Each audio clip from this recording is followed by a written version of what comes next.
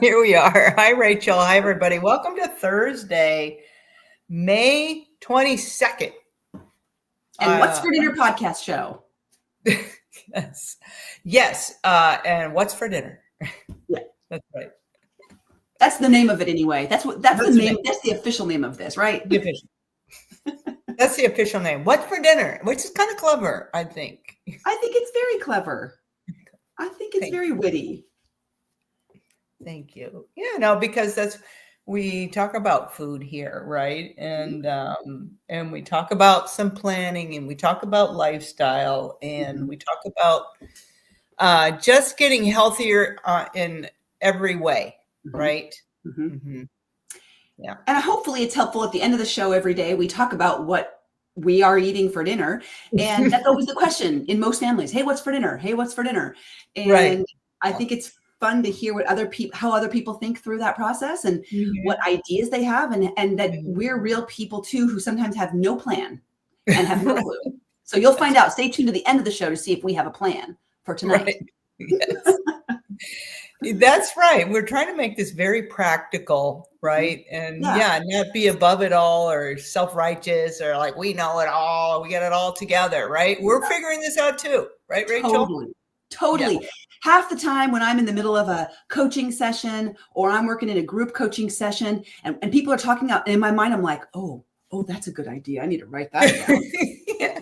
Oh, they do what? Oh, I need to start doing that. You know, I mean, I'm learning from the people I work with. Exactly. I benefit from the job I do so greatly. Just today, I said to one of my clients, we learn from each other. We learn from each other. Yeah. And hold each other accountable. I mean, my job as a coach is to offer that element of accountability. But man, because I'm talking to these folks, it's holding me accountable. And I've got to be walking the walk and talking the talk. Not perfectly, but I got to be showing up for it. Right. So true. Yeah. That's right.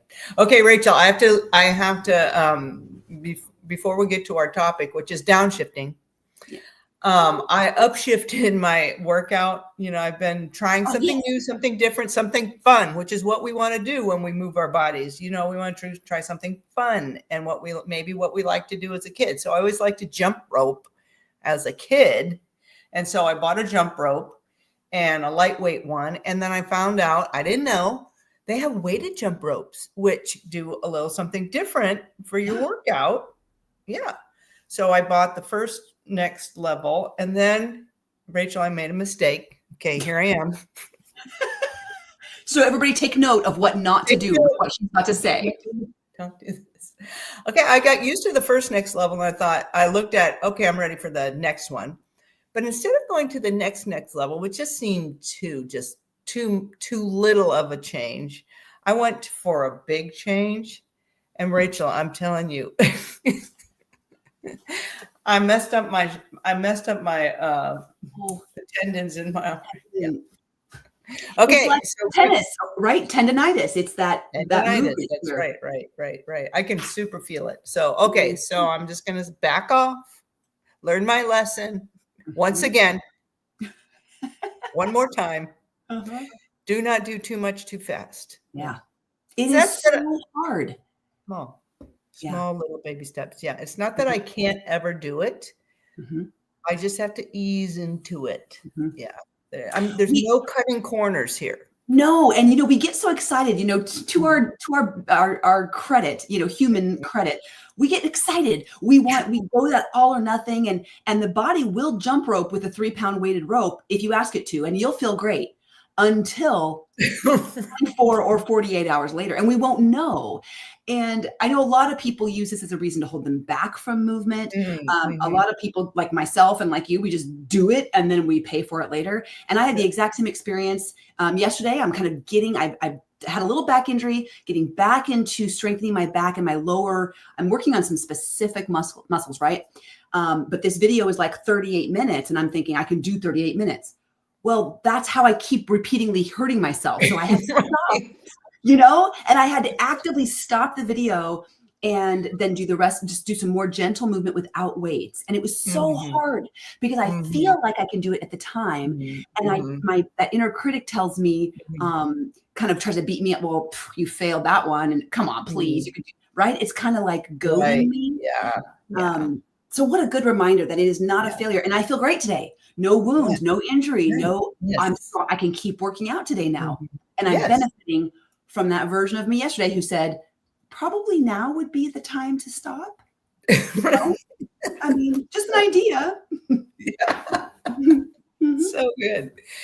Yeah. So we've been talking about these 9 lessons, right? From the blue zones. And we have talked about that move naturally. Last week we talked about purpose, right? Purpose, yes, and ikigai, which is what they call it in Okinawa. That sense of meaning and purpose. We've talked about movement and purpose. And now we're on third part of the Power 9. Of the Power 9, yes. And this Power 9, let's give a summary. Rachel, would you give a summary kind of the Power 9 blue zones? Okay. Absolutely. So the blue zones, for those of you who are not aware, the blue zones are these 5 identified areas across the globe, all over the map, not in any one area, of places where we've identified that people are living to 100 or more frequently, and with little to no chronic disease. They're not living sick and unwell, and being held together, by medicine for years. And then they're kind of, I heard one of the people in part of the blue zones say they kind of gently sail off into the sunset. They're living, they're doing their thing, and then they might get sick and for a short time and then die, or they might die in their sleep. Right? They're not suffering for year after year after year. So the researchers wanted to figure out why. They did some research and figured out that there are 9 commonalities among all of these 5 areas and these people groups that they all do to try to get some tips and tricks from them, from these blue zones. How do we live better, longer, add years to our life and life to our years? Right. So that's what the Power 9 are. They are these ideas pulled from these 5 groups. That's great. And we've talked about natural movement. We've talked about a sense of purpose. And now we're going to talk about downshifting, because as it turns out, Rachel, there's no hack. There's no hack to 100 years. You don't hack your way to 100 years. No. Right. Yeah. You don't power through to 100 years. They're part of your life, or part of your ritual, or part of your routine. Apparently has to be low key. Slowing down, recognizing everyone has stress. So it's not that these blue zones don't ever have stress. They don't live stressful lives. Everyone has stress. And the goal is not to get rid of all of your stress. I don't know if you guys are paying attention to some of the new books coming out right now, but there's a book on the benefit of stress, the health of stress. So there are elements of stress that are actually really good for us, and they're on purpose. So we don't want to necessarily get rid of all of it. We want to make sure we're coping with it well, that we're managing, and that we have tools and strategies to prevent the stress from getting out of control, handling the stress in the moment, and recovering from stress after it's done. And these are 3 really important keys to how. I want you to say that again, that we don't let the stress get out of control. Right. The stress that we're experiencing, we keep it from getting out of control.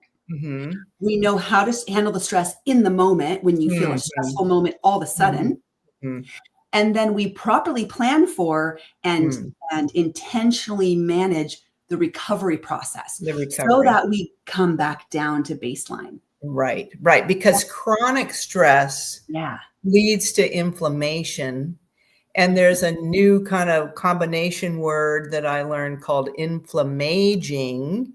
That chronic, inflammation then leads to more rapid aging. So inflammaging. So we're trying to, you're right, there's no life that doesn't have stress. It's not living a stress-free life. That's not what this is. No. This is, maybe organizing or creating your environment in such a way that you can manage that stress in a way that you can recover from it. Yeah. Think about stress kind of like, these graphs that you see. And chronic stress is where you're kind of either up here all the time, or you never fully recover, and you're kind of up here, you're way up here. We want to be down here. We might have a spike, and then we plan for recovery. And we know what that feels like, right? Everybody knows when you're kind of like, okay, I'm feeling better, and maybe my sleep is back to normal, and okay, I'm eating healthy again, and maybe you just don't feel that tension or tightness, or the moment has passed and you've done some work around it. You've talked with a friend, you've gone to therapy, you've gone for your walks, you've journaled, you've done something, you've prayed, you've meditated, whatever it is for you. And some stressors are short, quick bursts. Others need a lot of attention. But I think a great example of this is I was talking to a friend who has done a lot of travel this year, and we were talking on Polo, this app on Marco Polo, and she said, I've been home for a week from this last trip. I don't have any trips planned for a couple of weeks, but I'm still really stressed out. And she was just talking it through, and she's like, I can't figure it out. I can't figure out why I feel so stressed. It's like my body got stuck in fight or flight. It's coming. Did you book your flight? Do you have the car? But she had nothing to plan, but her nervous system was in this overdrive. And once she caught it and realized it, as we were talking through, she realized she needed to actively usher her body back down, because there were actually no active stressors. There was nothing actually happening. She had every reason to relax. She had time. She could take a nap but she wasn't doing it because her body was bound. Yes. Wow. And I thought that was such an incredible example of times when you could de-stress, but we don't pay attention or notice that we're stuck in this zone. Yeah. In this like caffeine, jittery zone. Yeah. We're wired and tired. And tired. I've heard other people use those terms, wired and tired. You can't turn your brain off. You can't sleep well.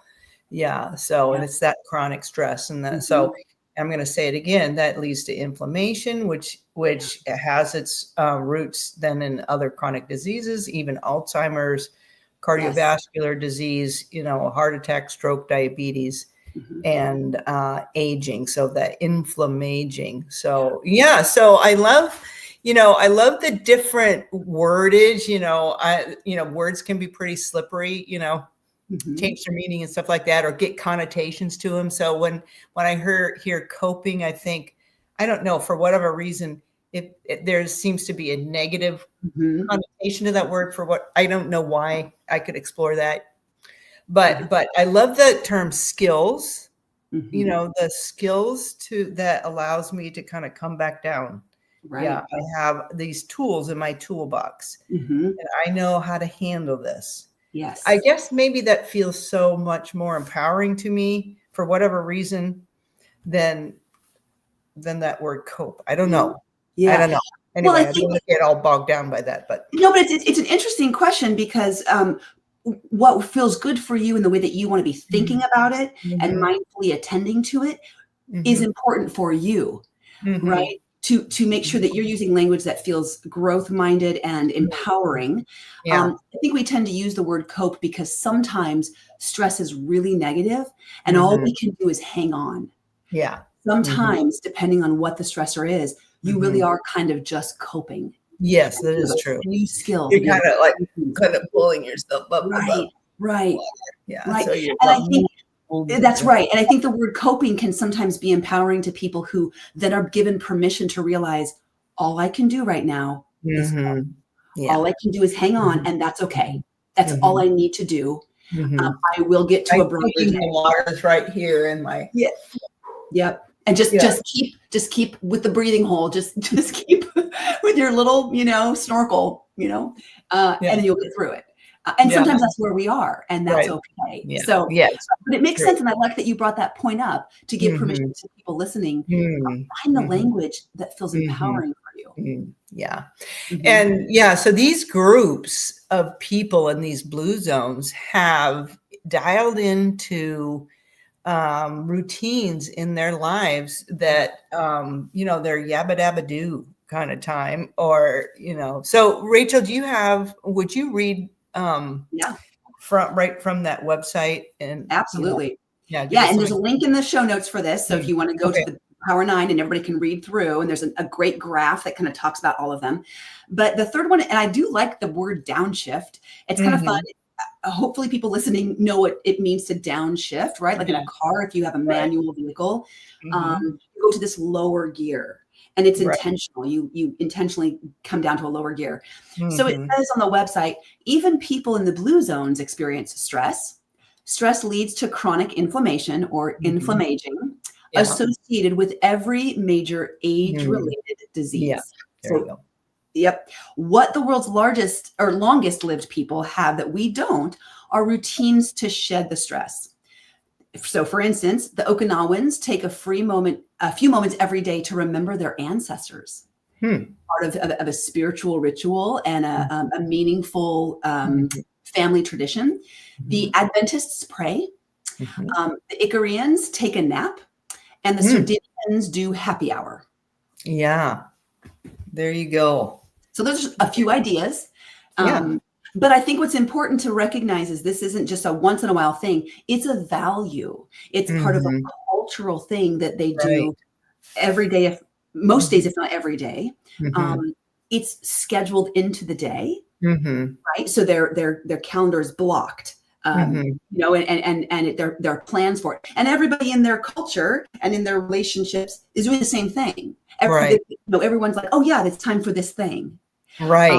It's supported, and I think that's supported. Yeah, it's accepted. It's not like you pour yourself out and you wring yourself out at work, and then you come in home and collapse into your lounge chair. I mean, it doesn't have that feel. It has a different feel. Right. They work hard with intention and purpose, like we talked about last week. They're naturally moving all over their world, whether it's gardening or walking to their friend's house or doing projects. But then they intentionally also do these things that bring them back to a foundational state, right? That back down here to baseline. And it also seems to be very connected to value. And because prayer is a purposeful intention, right? Happy hour is intention with that relational. So it can be tied in with these things. Yeah, a nap. Sometimes I'm going to just be honest here. I give my husband a hard time for taking a nap during the day, but I need to value that or see the value in it for him. And that's one way he downshifts. And and reboots or and so how he regulates the stress in life. Right. And I think we can be judgmental because a nap feels so like you're not doing anything. And I'm maybe more like you. I'm not a napper. I don't ever feel better when I nap. I don't want to. Maybe that'll change in 20 years, but I don't want to nap. But I do want to decompress outside in the sun with an audiobook or a podcast I'm listening to or a book I'm reading, right? I do want to do that. So don't do something that doesn't feel good or natural. The point is to be feeling good. But I want to bring up one more point that we don't talk about. This downshifting sounds very structural, like here's my time to do this thing that's downshifting. But I want to bring up another point that they don't talk about, which is overall a slowing down a little bit. There's this rush of our culture. There's an overall, there's a thing that they're coining called the rushing women's syndrome, and women so stressed and so burned out and sort of their hormones all out of whack because the rushing of life, the rushing of lifestyle. So not only are they taking moments during the day to manage or to help them de-stress, but their whole day is this frenetic stress. And I think a lot of people could probably resonate with that in our country. I'm personally trying to consider, sorry, my phone is on. I'm trying to personally consider what would it look like to do more slowing, eat slower, think more slowly, which means more intentionally. Don't rush something. Listen slowly. Yes. You know? Yes. Slow to respond. Slow to You know, I respond. kind of, as you're saying that, I'm getting, slow to anger, Yeah. Mhm. Yeah. Yes. Yes. Yeah. A slow, if I slow my thinking, maybe I'll give myself time to expand, widen my thoughts so that maybe I won't jump to an immediate conclusion, making assumptions maybe Right. that don't need to be made. So Right. interesting. That's really good. Just a general slowing. Slowing. Yeah. In a real life example of this in coaching is when we brainstorm, like, hey, let's come up with some ideas to solve this problem. And people tend to think that when you're on the phone and when you're working with your coach, you got to go fast and you only have 30 minutes. And so let's come up fast. But that's a time when I really want to slow people down, and we're going to come up with 10 or 20 ideas. That's a lot. People can quickly rattle off 2 or 3. And then they're quick to say, well, I can't really think of any. Well, we're going to wait, because if we slow down and wait, the brain all of a sudden opens a new door and goes, well, okay, so how about this? And it's this out of the box creative idea that they had not considered. The quick and easy stand by, go by, we come up with those all the time, and they're not working. But unless you slow and listen and wait, that's where, and typically it's that final, like when we've waited a little bit and come up with a couple more ideas, when the aha idea comes up. So good. So, but it takes the slowing. Your brain will not come to that right away. It needs space. It needs a margin. Right. Yes. And it is so,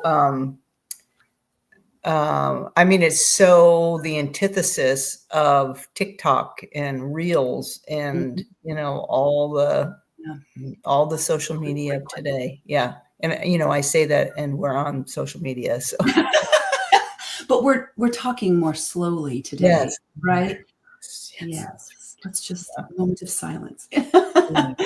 No, it's so good. It's so good to take a break. So one of the things that we can downshift from could be, Rachel, our phones.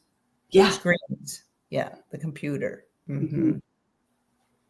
And that's, we talked a little bit about this last week, and we'll bring it up again, and I've got it in the show notes, but this book, The 4,000 Weeks, is really teaching me something about my mindset with what I think I'm capable of doing in a day, what I should be able to accomplish, and recognizing my own human limitations, and then feeling empowered by my limitations in a way that it's blowing my mind. And I think, so it's a time management book, which is kind of funny, but it's almost like an anti-time management book, isn't it?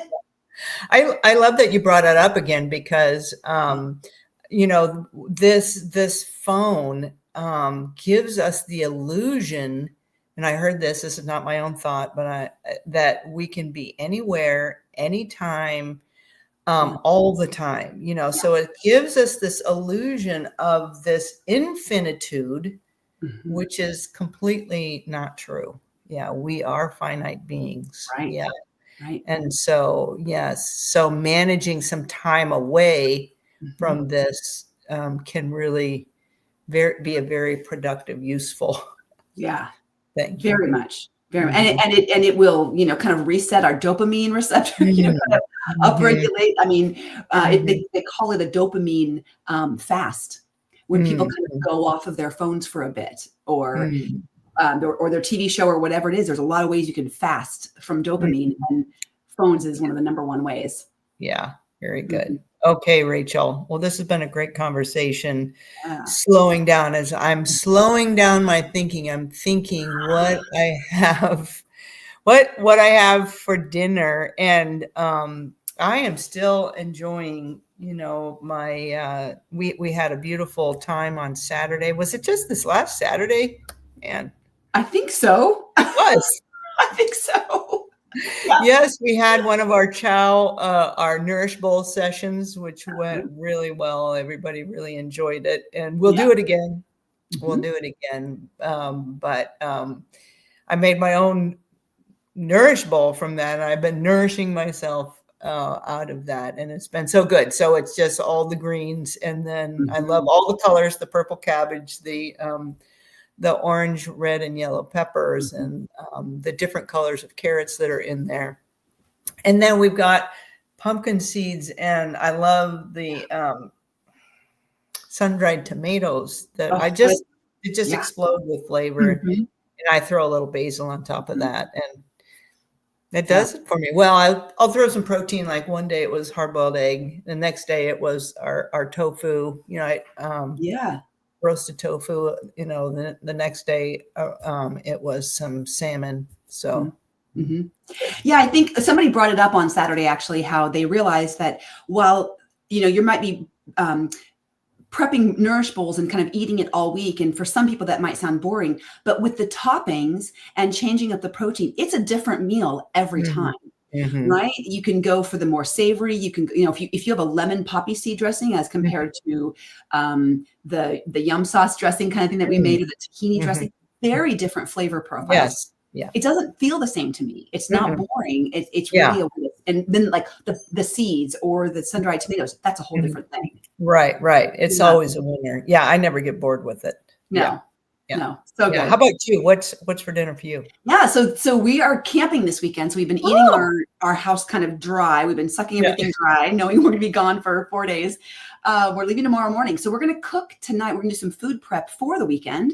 So I think we're gonna make this big chili that freezes well, and then we can freeze it in different and have that to eat there. So I think we're gonna make that and then eat that for dinner tonight. It's a kind of a fun chili. It's got like carrots and tofu. It's a different kind of a chili, a little flavor, the spices and stuff. You put some mustard in it. It's a totally different thing, but it's really hearty. It's kind of like a comfort food. So where are you camping? We're camping in Central Oregon. Oh, fun. Yeah. We happen to be headed out to the coast. So. Oh, very fun. Okay. Yes. It's the holiday weekend. Yes. Yes. And we're bringing our trailer. This will be our second time with we're new trailer camper people. Okay. Wish us luck. Yes. Yeah. Yes. And I am planning on bringing some books. I am planning on limited time on this thing. And we won't have a television. So we'll be doing some of that downshifting that we've been talking about. Yeah. Yeah. So everybody downshift this weekend, right? Hopefully everybody gets a chance to do that. Yeah. That's our encouragement to you, to downshift this weekend. Yeah. Okay. Well, we'll talk about some of the things that maybe has come out of our downshifted weekend. Love it. Okay. Next week. All right. Bye. See you, everybody. Happy Thanks, everybody. Happy holiday weekend. Bye-bye.